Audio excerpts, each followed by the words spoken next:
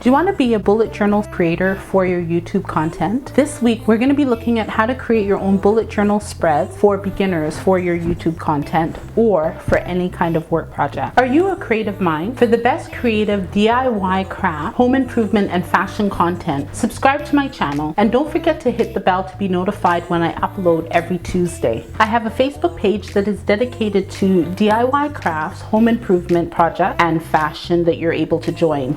Now it's your turn. But this is my first time creating a bullet journal, and I chose my bullet journal with my drawing sketch pad because for my drawing sketch pad, I like to do a journal. I also like to have my sketch pad and a writer's, just something to jot down and something for when I have dreams and my spirituality. And so what I've done is I've incorporated all into one journal and then created different spreads for it. So throughout this video, you will see different spreads, and I will be adding some additional spreads in the coming month of January.